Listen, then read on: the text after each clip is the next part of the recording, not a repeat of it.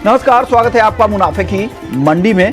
और आज अगर बाजार की आप चाल देखें तो यहां पर गोल्ड और सिल्वर दोनों ही दायरे में कारोबार हो रहा है। बेस मेटल्स में कॉपर, जिंक, एल्युमिनियम में हल्की तेजी है। लेड भी बिल्कुल सपाट 188 रुपए के आसपास। तो बहुत ज्यादा एक्टिविटीज नॉन एग्री मार्केट में नहीं दिख रही है और नेचुरल गैस करीब करीब 1% की तेजी दिखा रहा है। वहीं अगर एग्री मार्केट में बात करें तो एग्री मार्केट में सबसे ज्यादा रफ्तार जीरे में है, जहां पर 1.25% की तेजी दिख रही है और दबाव सबसे ज्यादा ग्वारसीड ग्वारगम में है, जो गिरावट बढ़ती जा रही है। 1.5% से ज्यादा ग्वारगम और 1.25% तक ग्वारसीड अब टूट चुका है। बाकी एग्री काउंटर दायरे में है। मैं हूं विष्णु मोहन। तो शुरुआत कर लेते हैं मुनाफे की मंडी में। आज हमारे साथ 4 मेहमान होंगे जो आपको मदद करेंगे आपकी स्ट्रेटजी बनाने में। हमारे साथ अजय केडिया हैं, केडिया कमोडिटी के एमडी हैं और रिसर्च हेड भी हैं। साथ ही भाविक पटेल हैं ट्रेडबुल सिक्योरिटीज से और दिव्या गगलानी है एक्सिस सिक्योरिटीज से। और आगे किशोर शाह होंगे जो ऊंझा के कारोबारी हैं। उनसे हम हाजिर बाजार में जीरे में क्या हो रहा है, किस तरह के अराइवल्स और डिमांड की स्थिति है घरेलू बाजार में और एक्सपोर्ट की क्या रिपोर्ट है, उस पर उनसे हम चर्चा आगे करेंगे। अब भाविक जी बताइए, आपको क्या लग रहा है गोल्ड और सिल्वर में? गुड मॉर्निंग विश्वमन जी। देखिए, गोल्ड और सिल्वर अगर आज के दिन देखें तो ऑफकोर्स एक सीमित दायरे में ट्रेड कर रहा है।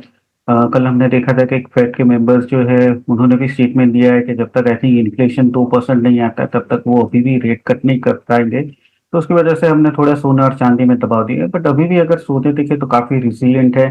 हॉकिश फेड के जो स्टेटमेंट्स आते हैं उसके बावजूद भी अभी भी 2400 के ऊपर टिका हुआ, सॉरी 2300 के ऊपर टिका हुआ। मुझे लग रहा है कि आई थिंक जब तक नीचे 70,000 के नीचे नहीं जाता एमसीएक्स में तब तक आई थिंक बार डिप्स की स्ट्रेटेजी रखनी चाहिए। चांदी की बात करें तो चांदी हमने जून से देखा है कि 90,000 के अच्छा सपोर्ट बन के आ रहा है कि जहाँ पे 90 के नीचे भी जाता है तो क्लोजिंग उसके ऊपर देखिए। और क्योंकि अभी ये सपोर्ट के नजदीक है तो आई थिंक बार डिप्स की रणनीति रखनी चाहिए। सोने में अभी भी आई थिंक मुझे आज के दिन थोड़ा अवॉइड रखने जैसा लग रहा है क्योंकि कोई ट्रिगर है नहीं। पर चांदी में आई थिंक क्योंकि ये सपोर्ट के नजदीक है तो 90,700 के करीब बाय कर सकते हैं 91,500 के टारगेट के लिए। और इंट्राडे स्टॉप लॉस रख सकते हैं 90,200 का। ओके, 90,200 के स्टॉप लॉस के साथ चांदी खरीदे 91,500 के टारगेट के लिए। ये भाविक की सलाह यहाँ पर है। भाविक, आप भी सहमत है? जी जरूर सर। ठीक है, जैसे आपने बताया सारे फैक्टर्स अगर देखें तो पॉजिटिव है। आई थिंक 2 फैक्टर्स ये जो थोड़े नेगेटिव है। एक तो क्रूड की डिमांड, हमने एशियन मार्केट के रिफाइनरीज के मार्जिन देखे वो कम हो रहे हैं, दैट मीन्स कि डिमांड कम है। और दूसरी ये भी एक थोड़ा कंसर्न है कि यूएस में ड्राइविंग सीजन स्टार्ट हो गई है, बट जो लास्ट ईयर के कंपेरेटिवली अपटिक आना चाहिए वो नहीं है। बट ये सप्लाई साइड अगर देखें तो ये जो इजराइल और हमास का है, अभी इजराइल और हिजबुल्लाह का भी आई थिंक अगर वॉर हो जाता है तो एक वॉर प्रीमियम ज्यादा से आ जाएगा क्रूड में। तो जो सेंटीमेंट है वो भी पॉजिटिव है। मुझे लग रहा है 6950 आई थिंक वहां तक आ सकता है। उसके बाद शायद थोड़ा बहुत प्रॉफिट बुकिंग आ सकता है। बट यस, अभी भी बार डिप्स की स्ट्रेटेजी रखनी चाहिए। अगर किसी को इंट्राडे के लिए भी ट्रेड करना है तो आई थिंक थोड़ा डिप मिलता है फ्यूचर में 6780 के करीब, तो बाय कर सकते हैं 6840 के टारगेट के लिए और स्टॉप लॉस रख सकते हैं 6720 का।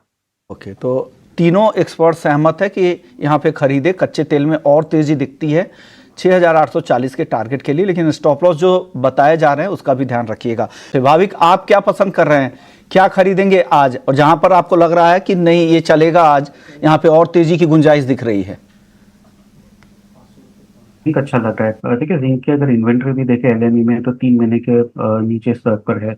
और आगे जाके भी अगर देखिए तो आई थिंक डिमांड जो है वो थोड़ी आ सकती है। आई थिंक कॉपर और एल्यूमिनियम में मुझे लग रहा है थोड़ा बहुत साइडवेज हो सकता है, बट काफी हमने देखा कि लास्ट वीक से जो जिंक है उसके फंडामेंटल स्ट्रांग है। उसके प्राइस एक्शन भी देखे तो 250 के नीचे सस्टेन नहीं कर पा रहा है। एक अच्छा बेस भी बन चुका है, तो मुझे लग रहा है कि जिंक ज्यादातर आई थिंक मेरी प्रेफर्ड टॉप पिक रहेगी। तो 257.50 पे बाय कर सकते हैं 260 के टारगेट के लिए और इंट्राडे स्टॉप लॉस रख सकते हैं 255 का। 55 के स्टॉप लॉस के साथ जिंक खरीदे 257.40 पे, करंट भाव के बिल्कुल करीब है। अभी भी आप खरीद सकते हैं अगर भाविक को आप फॉलो करते हैं 260 के टारगेट के लिए। स्टॉप लॉस भी है 255 का, उससे भी जरूर प्लेस कीजिएगा। धनिया में आप बताइए भाविक, आपकी राय क्या है, क्या करना चाहिए? हल्की तेजी अभी दिख रही 0.25% की, क्या खरीदें या बेचे हल्दी धनिया को? आई थिंक धनिया को थोड़ा बेच के चलना चाहिए। देखिए जैसे अभी हमने सुना है कि डिमांड जो है वो काफ़ी वीक है, तो उसकी वजह से प्राइसेस भी अगर हम 3 दिन से देखें तो लगातार गिर रहे हैं। हाँ, मुझे लग रहा है 7280, 7300 एक अच्छा सपोर्ट ज़ोन ज़रूर है। बट आज के दिन भी मुझे लग रहा है कि थोड़ा बहुत सेलिंग प्रेशर रहेगा, 2 दिन का जो गिरावट है वो देखते हुए।